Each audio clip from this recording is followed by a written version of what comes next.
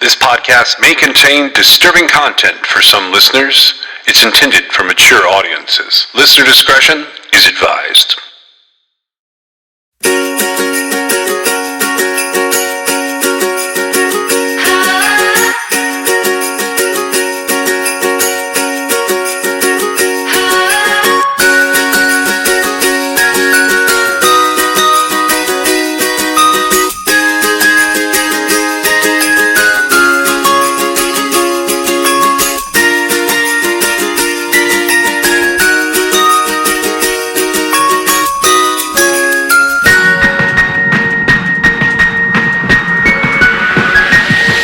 We wish you a Merry Christmas. We wish you a Merry Christmas. We wish you a Merry Christmas and a Happy New Year. We wish you a Merry Christmas and a Happy New Year. This is True Crime XS Christmas.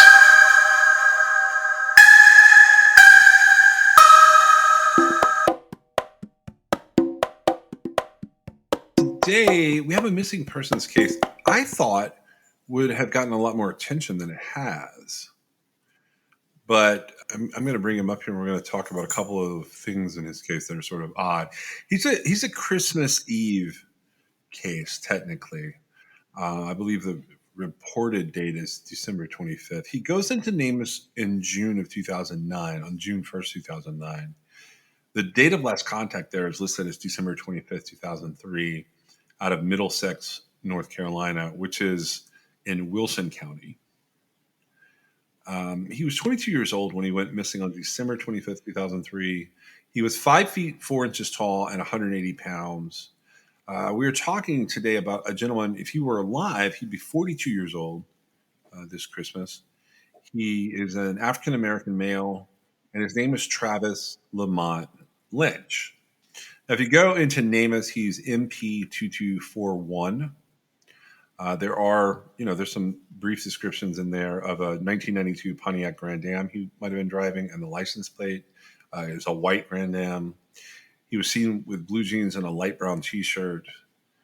He has a tattoo of a T on his right arm. He's got a birthmark near his mouth on the left side of his face. Black hair, brown eyes. The Nash County Sheriff's Office has this case. It does not currently have an investigator that I saw. They did put several pictures up on his NamUs profile that have been put in there more recently, I would say. Now, he pops up on the Charlie Project, the Rocky Mount Telegram, North Carolina Wanted, Spring Hope Enterprise, Wilson Times, WRAL. They've all run some different stories, and I pulled a Restoration News Media story that's the website for the Wilson Times. I'm going to use that as well. I'm going to start with this at the Charlie Project and sort of go over it with you, Meg. It's like their basic description. But it says that Travis was last seen on Christmas Eve 2003. He had been drinking heavily at a friend's house, and he and his girlfriend, Carlicia Whitley, went to her house on Claude Lewis Road in Middlesex, North Carolina, so that he could sober up. He was last seen leaving her home around 1 a.m. So, okay, that's where we get the 25th out of this. Does that make sense? Right. Mm-hmm. So technically it's Christmas Eve night, but it spills over in the midnight hour. And if you don't mind doing this, do you mind checking while I'm reading this next part? See what the weather was like in North Carolina, Christmas Eve 2003. Travis is supposed to call Carlicia when he gets home, but he never did. Do you have people in your life that do this, by the way, that do the I'll text you when I get there or whatever? Well, I do, but I've never had an instance where I panicked when they didn't, or that they panicked when I didn't. Yeah, it's kind of pointless, right? Yeah, well, as my kids gotten older, running around with friends, that's our deal. Like, let me know where you're going and who you're kind of going with, so I have an idea of where you're going to be. I will say it's easier today because we share locations amongst ourselves. Right. You kind of know where somebody's phone last was or their whatever they've shared. He doesn't call Carlicia when he gets home, and she ends up calling his mom and saying, "Hey, did Travis come home?" And Travis's family members go over to Claude Lewis Road in Middlesex. They go over to. It says when Travis's family members went to Middlesex to ask about him, they weren't allowed inside. So I'm not sure if they mean her home or elsewhere. His mom ends up reporting him missing on December the 26th. He's never been heard from again. You ask about the weather. So in North Carolina on Christmas Eve, going into Christmas. So Christmas Eve, it was the high of 57, low of 32. Christmas Day, it was high of 42, low of 22. And there was no discernible precipitation. Okay. That's what I thought, but I wanted to make sure because, the car gets stuck in here. His car was a white 1992 Pontiac Grand Am. It had the North Carolina license plate number RZS4814, and it's never been found. Charlie Project puts a photo of a similar car up. So Travis had purchased this vehicle just the day before he went missing. So he basically got this car right around Christmas. His previous car had been damaged in a crash, and he liked this car, so he was happy that he'd gotten it. Now, 4 months after Travis goes missing, a mobile home owned by Carlicia Whitley's family, it gets destroyed in 2 fires. That residence was located on Stony Hill Church Road near Bailey, North Carolina, and it did not have electricity at the time. It initially caught fire on April 23rd, 2004, but didn't completely burn down. A few days later, there was another fire at the home, and that home was destroyed on the second fire. At the time, it was occupied by a gentleman named Sean Fonte Whitley. Now, Sean is currently, as of the writing, serving a federal prison for unrelated drug offenses, but it says he was due to be released in 2021. Investigators believe the fires were suspicious, but they stopped short of ruling them as arson. He's got the last name Whitley, so I'm sure there's some kind of relationship there that we're going to just uncover as we keep talking. Police believe that the fires may have been related to Travis's disappearance. I find it odd that they stopped short of arson. That was absolutely arson. Why? I mean, I don't understand. A structure, no electricity, catches fire, and when it doesn't burn down the first time, a couple days later, it's on fire again to completely burn it down. I could make a BS argument here about when things like that happen. Sometimes it's what are the investigators? Because this would be the fire investigators, right? Should be, yeah. Okay, yeah. So this is clearly arson. It's crazy to me that that's not the case. Sometimes fires can reignite in places, and that can happen within a couple of days of the first fire. So it's not always just arson, but you're right. Let me ask you something. If there's no electricity to a structure, any structure, what can catch it on fire? Natural gas, propane. Okay, but it doesn't do that on its own. No, it takes a person. It takes a match or a source of... Because there's not going to be a spark, right? There's no electricity. No, I'm with you. I'm totally with you. So I'm just saying that when you rule things out... Now, I guess I could... It doesn't say they rule them out. It says they didn't rule them arson. They stopped short. No. I'm saying, because they've said there's no electricity, you're ruling out that element as a possible cause, right? Mm-hmm. Now, this was in April. I guess maybe somebody had built a fire and they weren't a good fire attendant trying to keep warm. I'm saying because they didn't have electricity. Yeah, I follow you. If they're cold, and I'm saying maybe that wouldn't be arson, right? But it seems odd that they would have continued to be there when it partially burnt down. Right. Well, Sean Whitley, he gets released in August 2021. Just pointing that out because the information is slightly different. But this case on the Charlie Project had not been updated since March of 2020. There have been no relevant updates on Namus either that I could find. It's the last sentence on Charlie Project says, it's uncharacteristic of Lynch to leave without warning. He has a violent temper. Investigators theorize he got into a physical altercation with someone that resulted in his death. His case remains unsolved. Right, except where's his car? There we go. That's And I actually had something that I thought was that I think could be relevant. Did you have something to say? I'm sorry, I kind of cut you off. no. All right, so the story is that after they were on Claude Lewis Road, Travis left his girlfriend's house, headed towards Glendale Drive in, I believe it was Wilson. So they're going from Middlesex to Wilson. And I looked it up on a map. And you, any way you go, you're looking from 22 to 25 minutes. And it's approximately, like if you go straight, it's a 15-mile journey with a couple of other alternate routes that would be about 16-ish miles, okay? What direction are you headed if you do that? Okay, so you're going from west east. Okay. So Claude Lewis Road is west of Glendale Drive, and it pretty much is a straight shot. I mean, it's not a straight shot in that like there's not like stoplights and turns. It's a pretty straight up path that would be being taken by whoever's driving it, right? Yeah.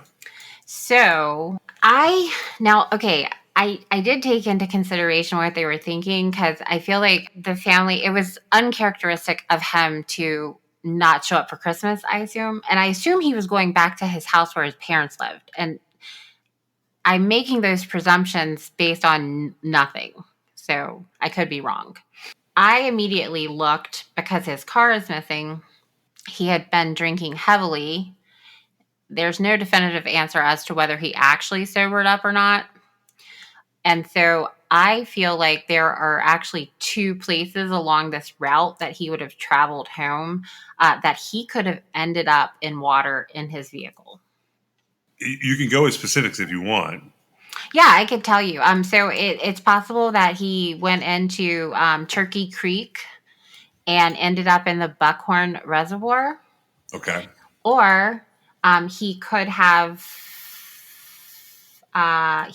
ended up in the Wiggins Mill Reservoir, which it seems a little less likely, but still possible. Now, as far as that goes, those are literally the only two places of water he could have ended up if he Hold on 1 second.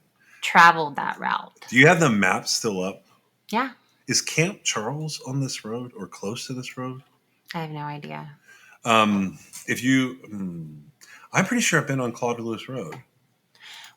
What did you ask? I was just asking if Camp Charles is there. What city is it in? I don't. Camp Charles Lake? Yeah, there is a lake. Camp Charles is a Boy Scout camp I went to on weekend camping trips in the late 80s, early 90s. It's not. It's slightly north. It's close to Claude Lewis Road. It's not included in the route that is suggested. But yeah, I guess, I mean, if he was going to go... The reason I say this is this. When we went there, first of all, Claude Lewis Road has points in it that are very nonsensical. If it's what I'm remembering. Like, it suddenly is a hairpin turn, left, right. And I actually walked around that Boy Scout camp in the day and at night several times, long time ago. And there are retention ponds everywhere. You know what I'm talking about? Like little, and they go all the way back up to Turkey Creek, which is what you were talking about. I don't know. I don't see where there's a main road that is right there on it, but I can send you this. Hold on just a second. But it's possible. That is, so when I said that those are the only two, that was based on the routes I was given, because I don't have addresses. I just have from Claude Lewis Road in Middlesex, North Carolina to Glendale Drive in Wilson, North Carolina. Yeah. And so that's what I went off of. Glendale Drive, is it on the east side or west side? It didn't say. Why? Well, if it's on the west side, he would have taken a different path than if it's on the east side. Is all. I'm not doing a great job like explaining what I'm thinking here. So let me say it this way: I've been down there, and I when we started talking about this, I didn't equate it because what I remember is when that went on like the troops calendar, it went on as Bailey, North Carolina. And I just remembered that there was a Claude Lewis Road that we would take for the last stretch. You said Buckhorn Shelter, and it made me think of it. We would take into Camp Charles. And this was not our regular place. It was an alternative place that we went. Anyway, It's Buckhorn Reservoir.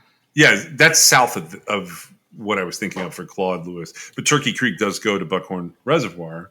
But my point is, what I'm remembering is that if you go from Claude Lewis Road from like the top of the road and you head kind of back through to Wilson, you don't take a main highway. Like 264 is the main highway you would take along there. That's from my college days, and I know that. But when I was a Boy Scout, I wasn't driving, I was riding. And there are little, I can only call them, they're not big, they're retention ponds. They're like little ponds, but they're everywhere down there. If you went the back way, if you're drunk, leaving at 1 a.m., you don't That's want interesting because I can't. Maybe they're just so small that I just don't see them. Hold on, I'll pull up what you got here. What did you say? You went Claude Lewis Road. Yeah, and to I put in Glen. Okay, it's called Claude Lewis Road in Middlesex, Right. and then he's going to Glendale Drive in Wilson. What view are you looking at? Satellite? Yeah. Click terrain and see if that changes it for you. Okay. So Camp Charles comes up there, but here I'll show you. It's not really. I just pulled it up. Here we go. Okay. This is what I'm talking about. I use Glendale Drive West. I don't know if that's accurate. And Well, if you put Glendale Drive in, it still comes up Glendale Drive West. So okay, well, here's what I'm talking about. If you look at this, is what I was remembering. You see these little blue spots that are all along the sides of the road here? Those are retention ponds. They're everywhere in that area, and they have little tiny fences around them in some of them. okay. I am betting that if you want to find Travis, I totally understand there's this other element, and I'm going to bring up more of the other element in a second. I'm betting if you want to find Travis and he took a back road because he had been drinking and didn't want to get caught, that white Pontiac Grand Am is in one of those ponds. Well, I feel, and that's possible. Yeah, they're pretty small though. I think They're real small, but they're like if you were to take the wrong turn off of any of those roads, and there's more than than what I showed you in the picture there. There's more. The further east you get, the more you see of them. And my point is, I always wondered if you could put a car in one of those things. And a few years ago, we had a case where I don't know if you remember this. A car had just slipped into a retention pond. I think it was in Ohio. Right. Well, there's been several cases where vehicles have been recovered in the strangest, smallest bodies of water. Right. Yeah, I'm just betting that and I say this because it's a brand new car to him. She I describes know. him as having been drinking, so he doesn't know his car yet. And if he's been drinking and he's trying to avoid the police and goes the back way, which is the way that's on the map that I showed you, that's how you end up in one of those retention ponds pretty quick. Right. And I mean, I guess that's possible. I also think it's entirely possible he was just on the main road and he ended up in one of the bigger reservoirs. Yeah, I would believe that too. I was just kind of pontificating with that, but Sure, no. I mean, what either way you look at it. Now, the other thing I considered, which is it's a new thing that I haven't really wrapped my head completely. It's a new thing to me, is the fact that like he could also be in one of the various vast forests. yeah, That yes. he would encounter along the way. It seems more likely that in 20 years somebody would have found that vehicle by now. Well, with it being a white car, I think it would stand out against the backdrop down there from what I remember. But you're right. It could happen.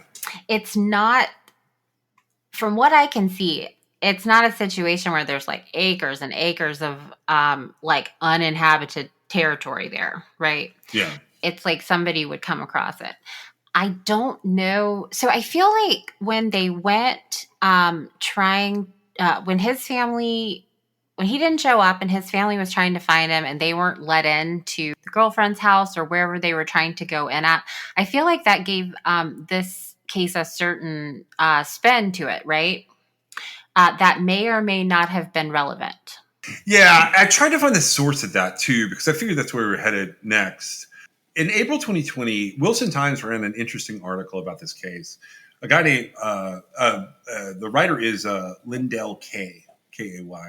And here's what it says. The headline is Missing Man Likely Didn't Try to Drive Home. A missing Wilson man may have never made it to his girlfriend's house or tried to drive home the night he vanished. Travis Lamont Lynch, 21, left his girlfriend's home near Middlesex at 1 a.m. on Christmas Day 2003. He'd been drinking heavily, and he drove away in his white 1992 Pontiac Grand Prix. At least that's the story his girlfriend Carlisha Whitley told authorities and a newspaper reporter back then. But detectives now say there's no real proof Travis ever tried to drive home or that he even made it to Middlesex in the first place on the night he disappeared. Several attempts by this newspaper to reach Whitley have been unsuccessful, including messages left at her new home. As a review of archived news reports can tell, Carlisha Whitley had only given one interview about Travis in the 16 years he's been missing. J. Eric Eckerd is an award-winning journalist who writes for Our State magazine. But in 2003, Eckerd worked for the Rocky Mount Telegram as a assistant news editor, and he covered Travis's missing person story as it initially unfolded. Eckerd wrote hundreds of crime stories during his time at the Telegram, but he said recently that he remembers Travis's case because he disappeared during the holiday season. The Christmas thing sticks out, Eckerd said. I don't know if I can add much to the story I wrote almost 20 years ago. Of course, I stand by the quotes. I wish I could remember the specifics behind the interview. According to that 2003 article, Carlisha Whitley said that Travis left her home on Claude Lewis Road to drive home. I'm thinking the worst, Whitley said then. I think he might have wrecked his car. That's the only thing I can think of. Something had to have happened. Now, Jackie Lynch, Travis's mother, said that Whitley called her house the night Travis disappeared to ask whether he made it home. That was something Whitley had never done before. And Whitley has never called since. In the 16 years since Travis vanished, she's never contacted his family.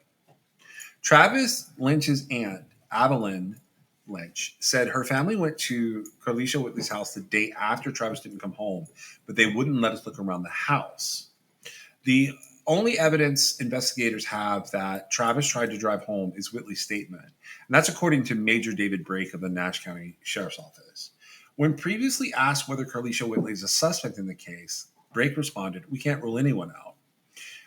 Recently named as a person of interest in Travis's disappearance and probable death is Sean Whitley, Carlisha Whitley's uncle. In 2003, Sean Whitley lived in a mobile home next to a now shuttered Notorious nightclub outside Bailey. The nightclub is the last place anyone outside the Whitley family saw Travis alive. The mobile home, which didn't have electricity, burned down in two suspicious fires in April 2004, which is different than the other thing, I think. Just as detectives began to ramp up their investigation into Travis's whereabouts. The missing person probe sped up another already underway investigation into a crack cocaine drug ring ran by Sean Whitley. Sean Whitley has been incarcerated in federal prison on drug trafficking convictions since 2005. He's now out. Eckerd also covered Sean Whitley's arrest. When told recently that the investigation into Sean Whitley's drug ring had been kicked into high gear by authorities looking to find out what happened to Travis, Eckerd had one word for a response: crazy. Anyone with information about Travis's disappearance is asked to call 252-532-4574, and there's a reward of up to $20,000 being offered that leads to an arrest in the case. So they did an interview with the original reporter. Kind of. They wanted to know if this is a 2020 interview going back to an article right after Travis disappeared in 2003, where they're talking about a 2004 article. They're talking about in 2004, they did an article just basically covering that he couldn't be found. Right, right. Because they can't get anybody else with firsthand knowledge to talk about it. Right. That's essentially what's happening here. And so, it's possible there was something. Now, they said that all they have is her statement that he was driving home. And that's true, but not that she's been talked to recently, but that has been the only statement she's made, right? But for that, there's no information, right? Does not appear to be, no. Because basically it would have been wherever I don't even know. I think they were at like a friend's house, right? And Yeah. they went back to her house so he could sober up. Well, I get the impression that people may have reported seeing him at the nightclub near the mobile home, and that's how we get there. At the nightclub. So really? Yeah, so Sean Whitley, his mobile home that burns down is next to a nightclub, and there's indications in some of these articles that people unrelated to the Whitleys and unrelated to the Lynches, the last time they saw Travis, there's another one of those cases that you talk about, is Christmas Eve at the nightclub. Right, but how old is he? So at the time that he disappears, Travis is 22. And he lives at home. I guess it could be like one of the, because, the other people we were looking at, they were female, right? And Right. they were in their 30s. Yeah. And so like a young man living with his parents, I think some of the females live with their parents too, but like I said, they were older. I'm not sure really. So I will say this, if his girlfriend, if she was his girlfriend, which everything I've seen, it indicates she was his girlfriend, right? Have you seen anything to contradict that? No. Okay.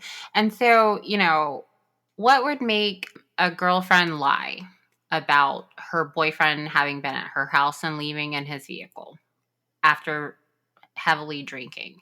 Well, that means somebody did something to him, and it was either her, which is unlikely, or it was somebody that she cares more about than her boyfriend.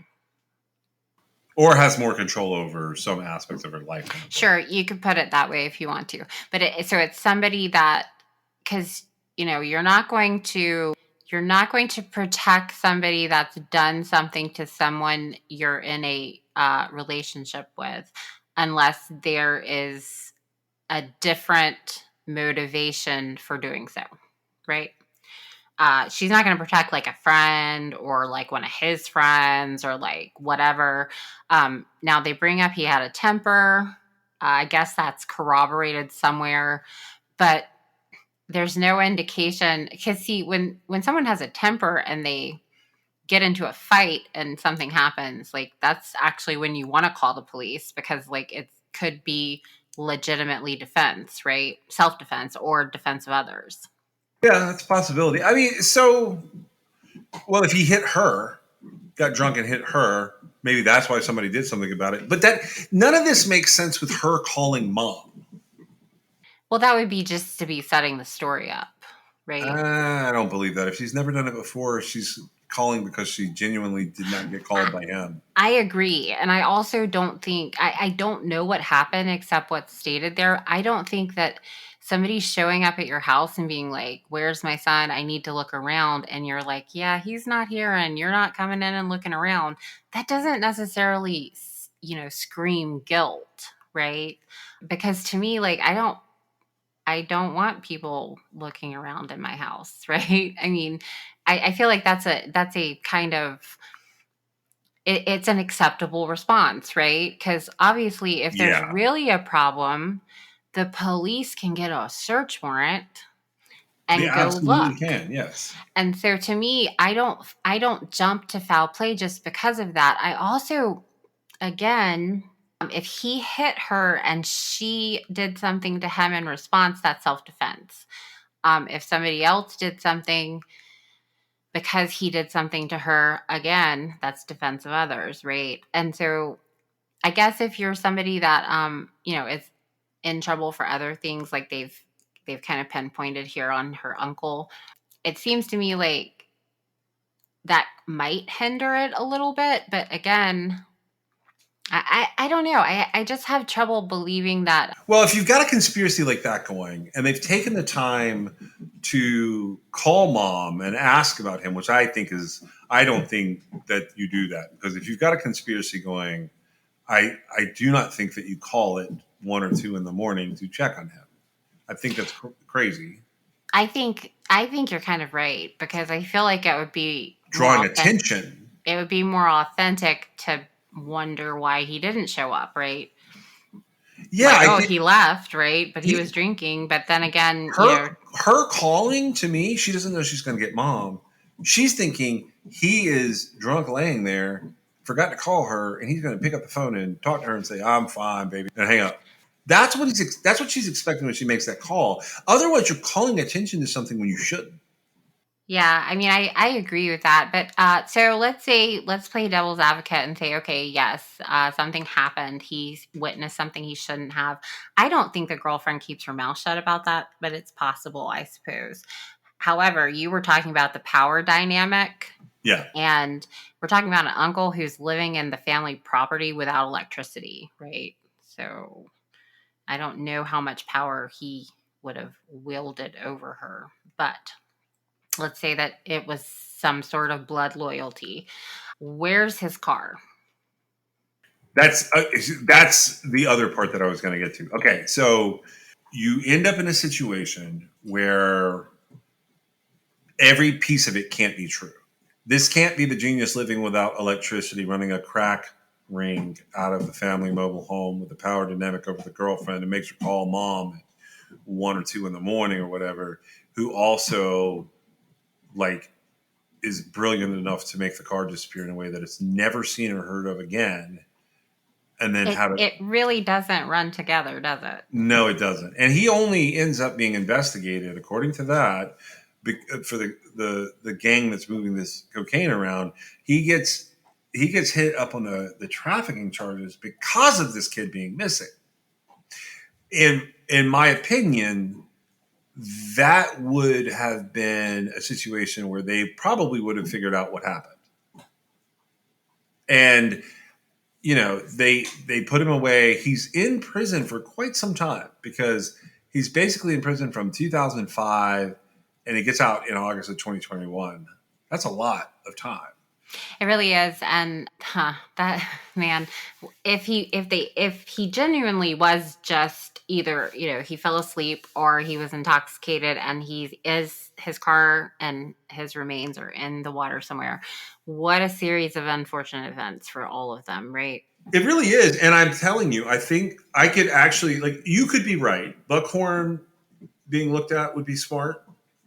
And Turkey Creek being looked at would be smart. I doubt it's Turkey Creek, because in my opinion, Turkey Creek, by now, the car would have been discovered. But Buckhorn, maybe not. Well, but my point was, Turkey Creek runs on the main road and it spills into Buckhorn Reservoir. Yeah. Part of the whole car thing is the cars move with the water, right? Yes, they would.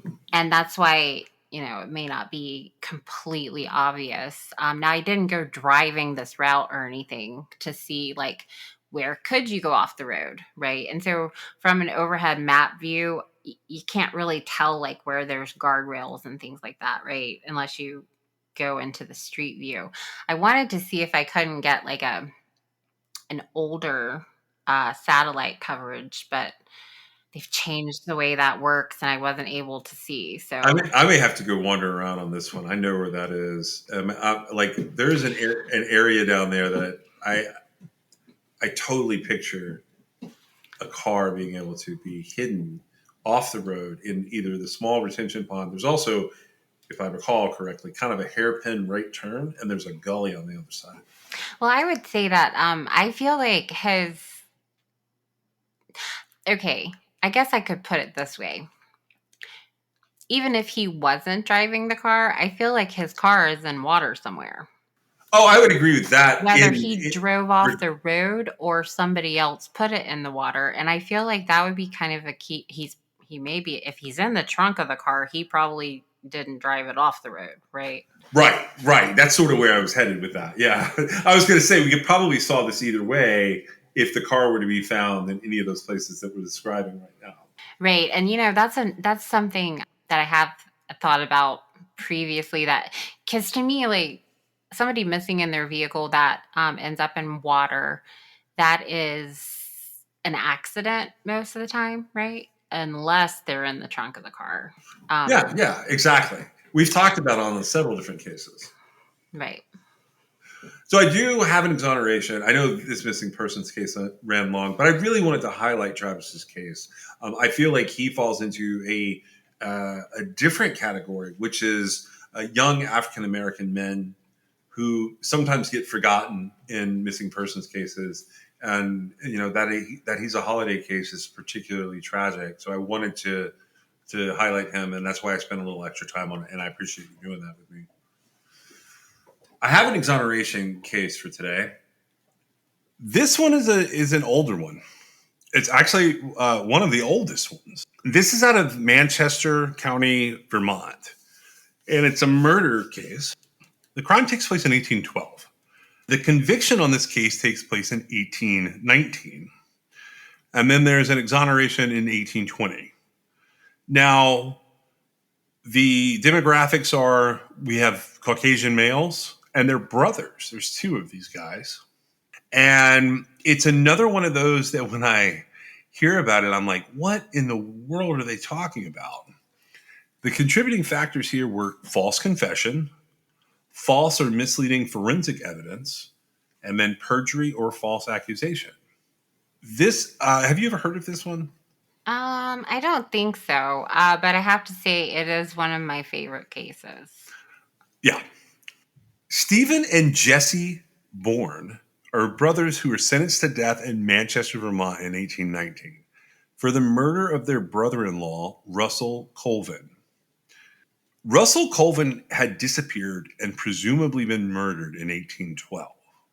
Although the Bournes had long been suspected of foul play, nothing happened in the case until their uncle allegedly claimed that in 1819, Russell Colvin's ghost had appeared at his bedside during a recurring dream and confirmed that he had been murdered. He did not identify his killers, but the uncle allegedly reported that the ghost confided that his mortal remains had been put into an old cellar hole in a potato field on the Bourne farm. This is according to newspaper accounts at the time. The cellar hole gets excavated and there's no remains found, but shortly thereafter, one of the family dogs unearthed several bones from beneath a stump. 3 local physicians examined the bones, and they pronounced the bones to be human. And at this point, officials in the area opened an investigation. Jesse Bourne was taken into custody, as Stephen Bourne no doubt would have been, except that he had moved to New York. Jesse shared a cell with a man named Silas Merrill. Silas Merrill was a forger, and he would claim soon that Jesse had confessed to him. In return for agreeing to testify against Jesse Bourne, Merrill was released from jail.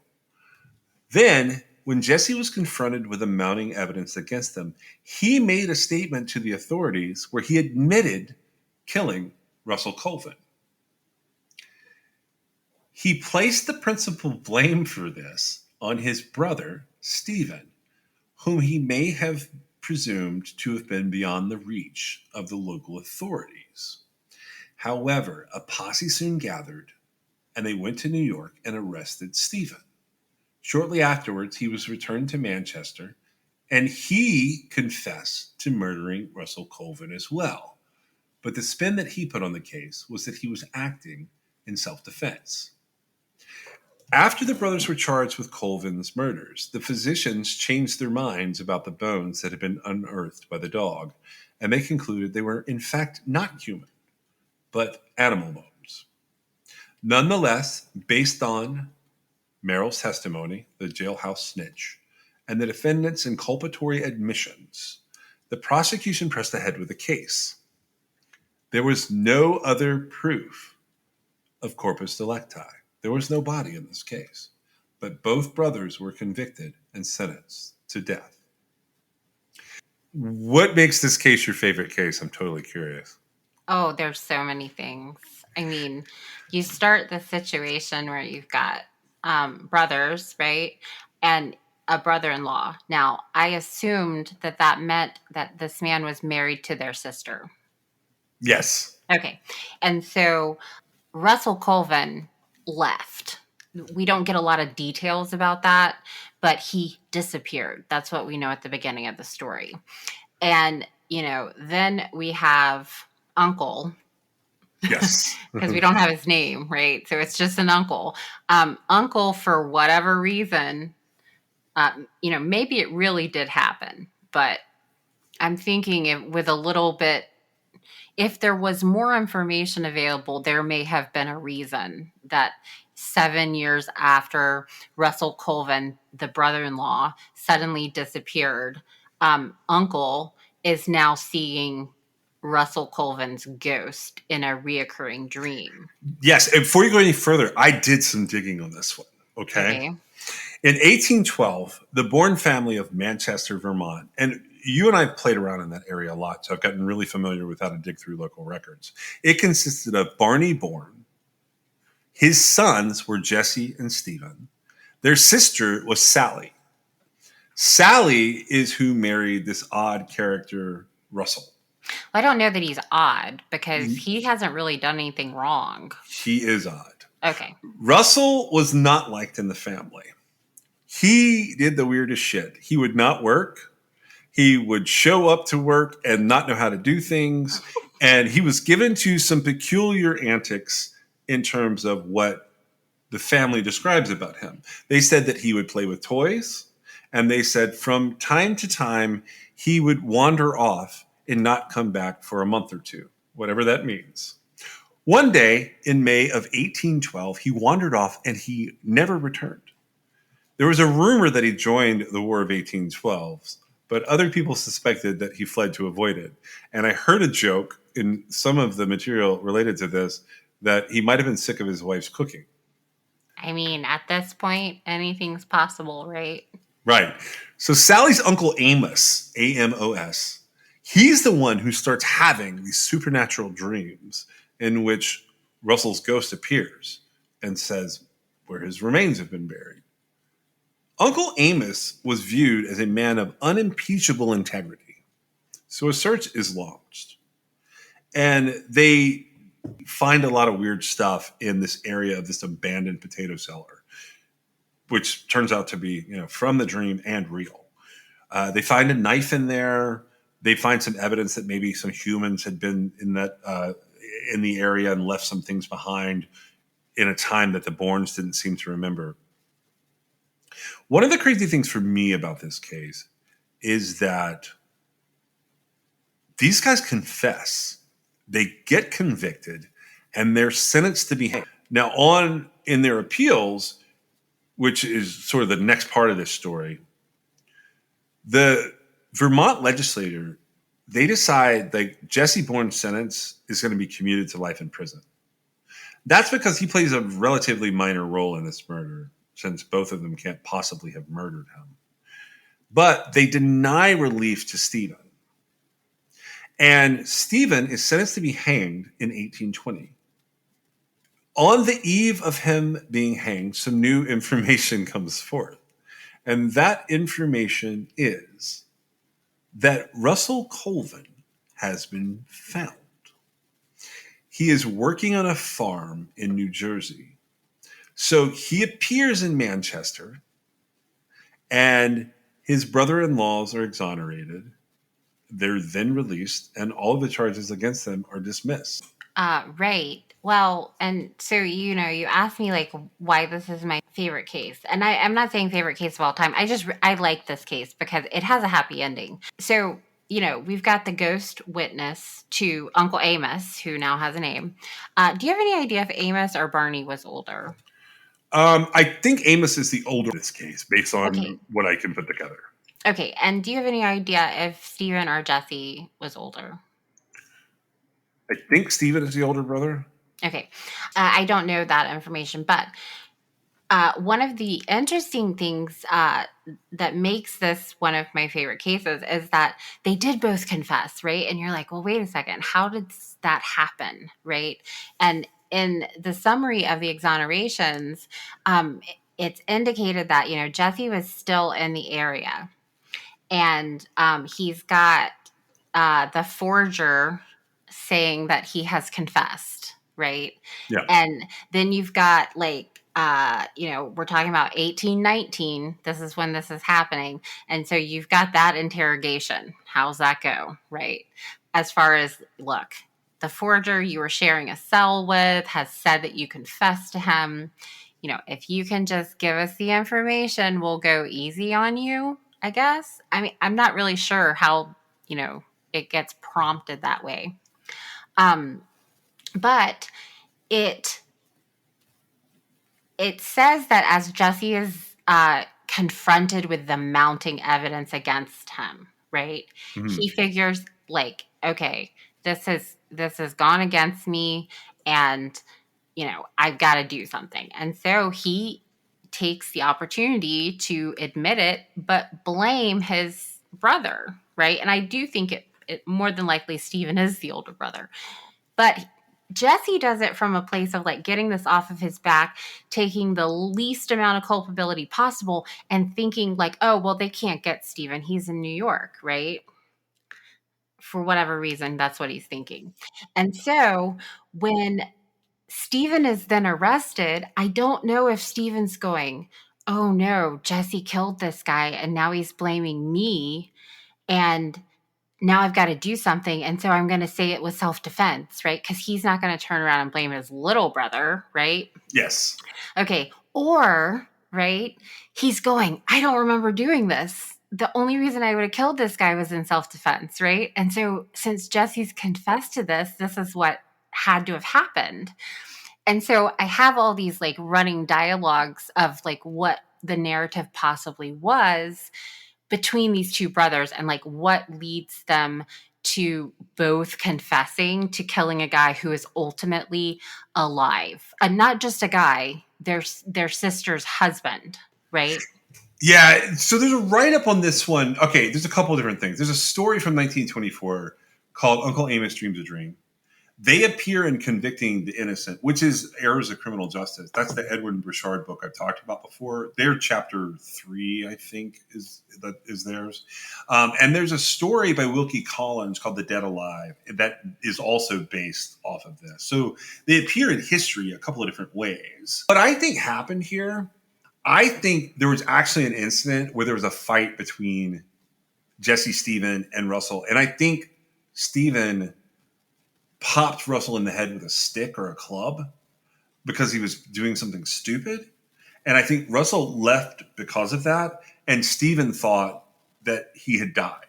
I think that's the way that it worked, is like over time, so Stephen's gone to New York, Russell leaves forever or whatever. And when they come and get him, I think that like they legitimately say, I guess what I did killed him.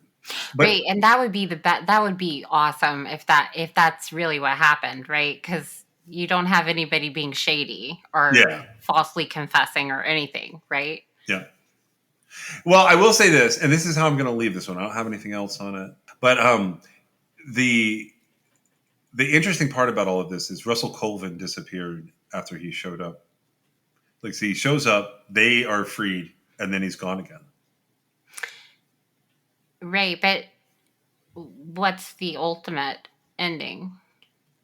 They're freed. They go home. But, I know, but what happened? I have no idea what happened. Well, I think he was done there, and he was. Only coming back to because he was told like your wife's brothers are going to be, or one of your wife's brothers is going to be hung for your murder, right?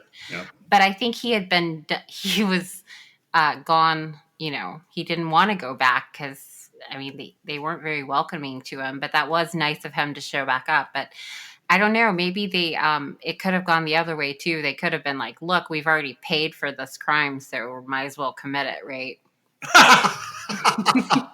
I doubt that's what happened, though. Thank you for joining us.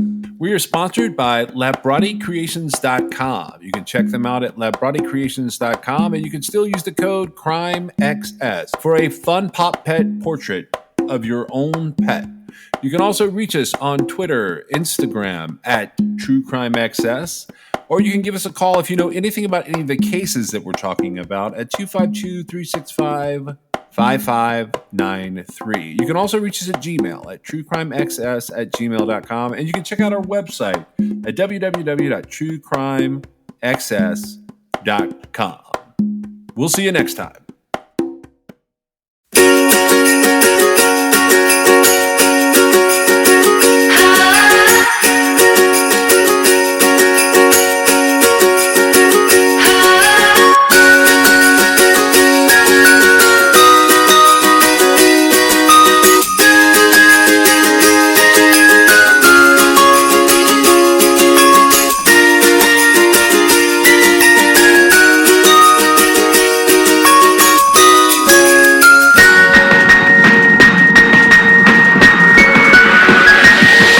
We wish you a Merry Christmas. We wish you a Merry Christmas. We wish you a Merry Christmas and a Happy New Year. We wish you a Merry Christmas and a Happy New Year. This is True Crime XS.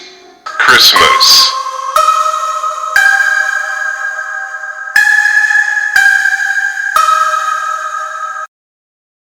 All right, so I'm going to tell you guys a few things about some of the folks who are helping sponsor our show.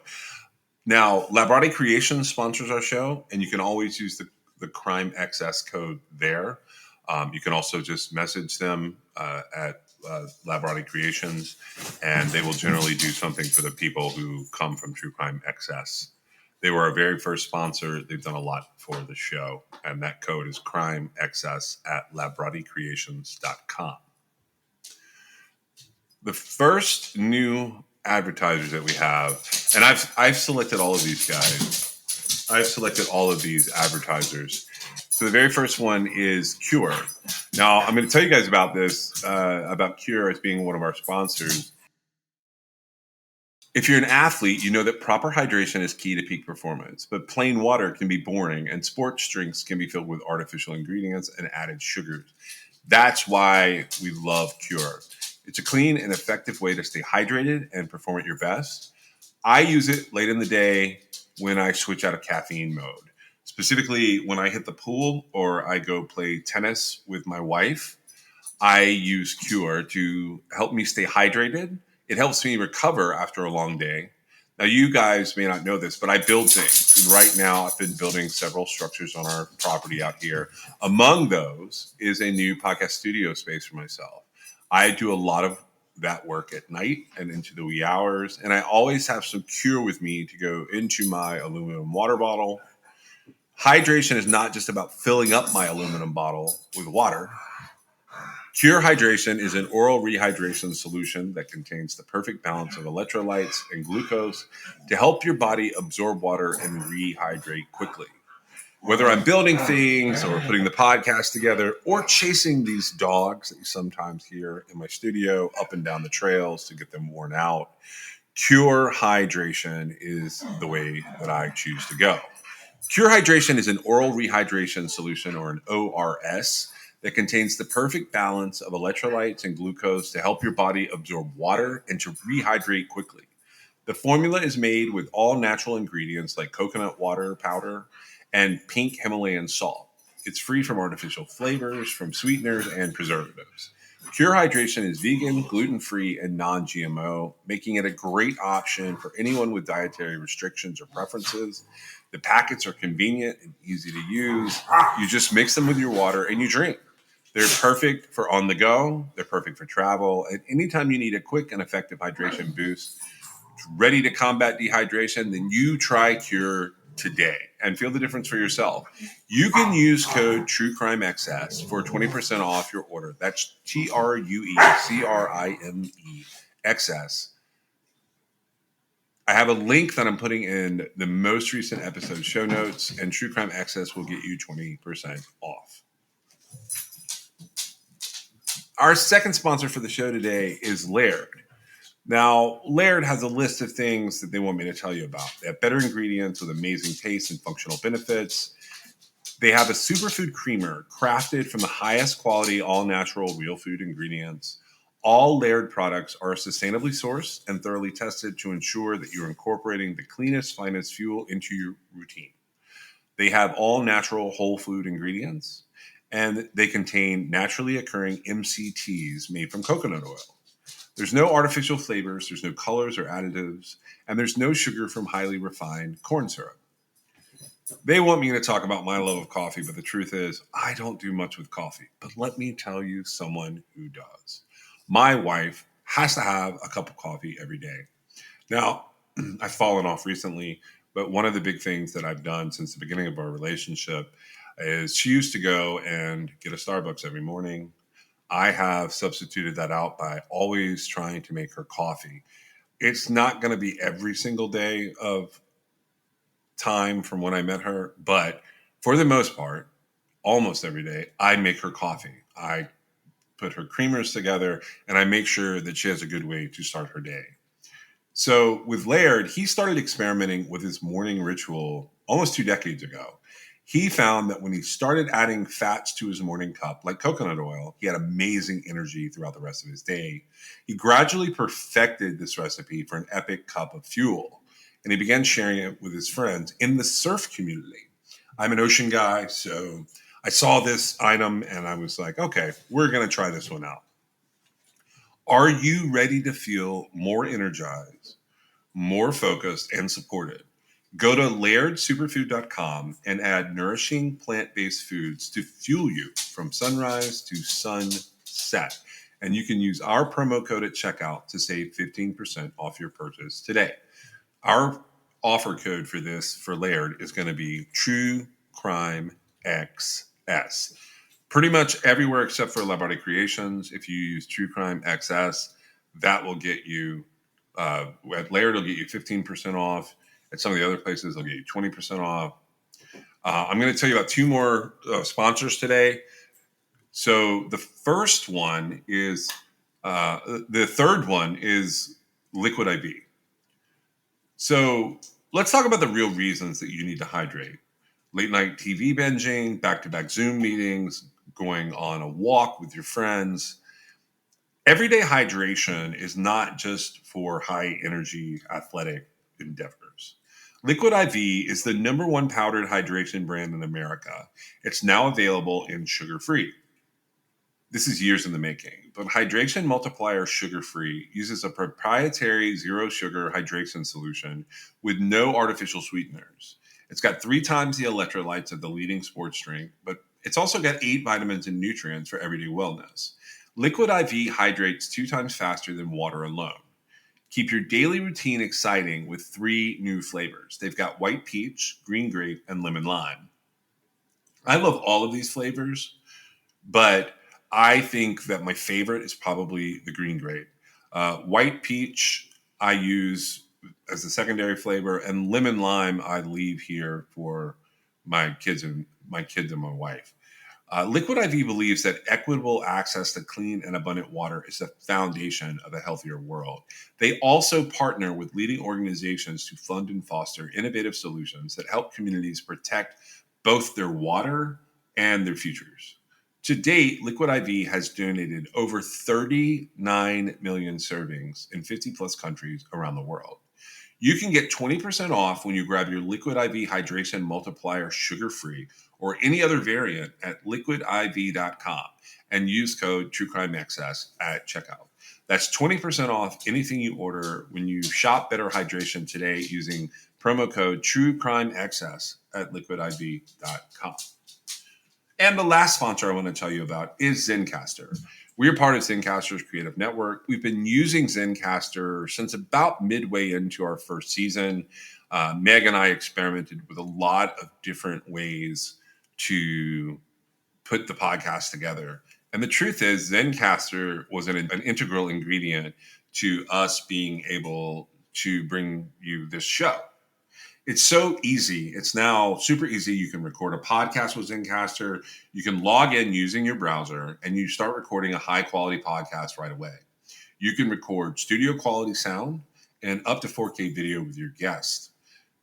You get to feel a sense of zen, knowing that Zencastr's multi-layered backups ensure you will always have your recordings in the highest quality, even if the connection is unstable. You sound your best. I mean, if you've ever worried about what you sound like, Zencastr's post-production process makes you sound buttery smooth. It automatically removes those ums and ahs in your recordings. It removes those awkward pauses in conversation too. You can set the right podcast loudness and levels while reducing background noise with a click of a button. That's how you don't hear my dogs every second of every episode. Zencastr is all in one. If you've thought about podcasting before and realized that you need a lot of different tools and services, those days are now over. With Zencastr's all-in-one podcasting platform, you can create your podcast all in one place, and you can distribute to Spotify, Apple, and other major destinations. Just go to zencastr.com/pricing and use my code TrueCrimeXS, and you're going to get 30% off your first month of any Zencastr paid plan. You can also check out the other plans they have available. I want you to have the same easy experiences that I do for all my podcasting and content needs. So zencastr.com/pricing. The offer code is TrueCrimeXS, and it's time for you to share your story today. We are also adding New Era as a sponsor for the show. New Era Cap is a headwear and apparel brand founded in 1920 in Buffalo, New York. Now, I actually have some experience with New Era caps. My dad and I have been through multiple iterations of baseball caps through the years. We collect different styles, different eras, and then my teenager has started his own cap collection and has several New Eras as the centerpieces. Our favorite teams may not be the same, but our outfits are all topped with the same New Era ball caps. We love the quality and the ability to wear what the players are wearing. Not to mention, New Era is the leading headwear manufacturer with quality licensed products. You can support your favorite college or pro team in style from the official headwear provider for the MLB, NFL, and NBA.